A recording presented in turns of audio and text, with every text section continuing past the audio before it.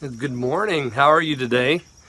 So today we have a powerful parenthetical statement that we find in Luke's Gospel, chapter 7, verse 29. And this is right in the middle of Luke's telling of John the Baptist. Jesus telling about John the Baptist. He's explaining who John the Baptist is to the people. John has sent his disciples. Jesus has answered their question. They've gone, and now he's talking about John to those that are there. And right in the middle of this whole discourse, we have a statement from Luke that is framed in parentheses.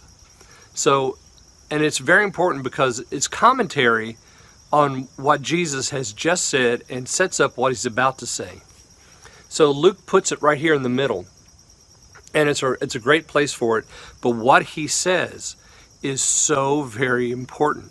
He says there, and let me just read to you from, I've got 3 translations open here. I'm not sure which one I want to use. And all the people heard him, and the publicans justified God, being baptized with the baptism of John. But the Pharisees and lawyers rejected the counsel of God against themselves, not being baptized of him. They rejected the counsel of God against themselves. Everybody else got it. And also notice that all the people that are there with Jesus, they're the ones who had been with John.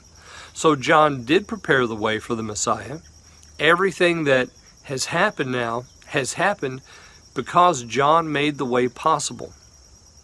God planned it that way so that John would go before Jesus, prepare the hearts of the people, and then when Jesus came, all the people would follow him. And that's exactly what's happened. So you'll see there in verse 29, it says, all the people, including the publicans, they had been baptized of John. And so when Jesus said that John was the one to come, well, they were all, it suddenly dawned on them. You know, the light bulb went off.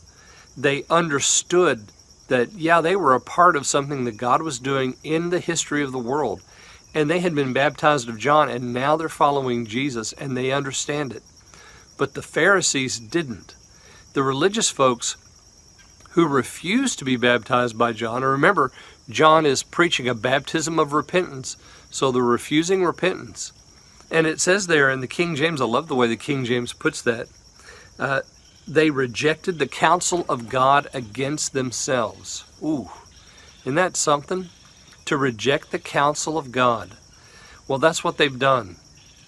And you know what?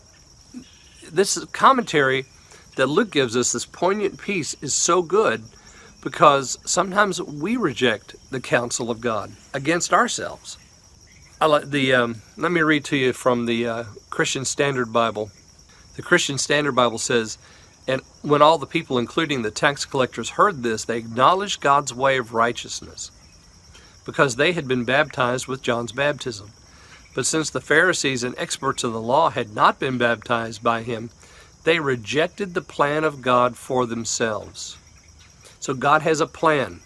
He has a plan for you. He has a purpose for you. Don't reject it.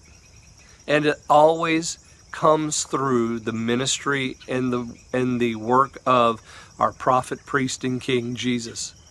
So don't reject him. Don't reject the work of God in your life. Don't put it aside like the Pharisees did. They thought they were the smartest, that they thought they were the prettiest, they thought they were the most religious, that they were doing it right. But they rejected God's Son. And so they rejected God's plan for themselves. Let's not be that group of people. Well, I hope you'll enjoy the pastor's letter today. Make sure you read it because there's a lot of good stuff in there. Some announcements are in the pastor's letter today. I want you to make sure you see those. And I hope to talk to you guys soon. Bye.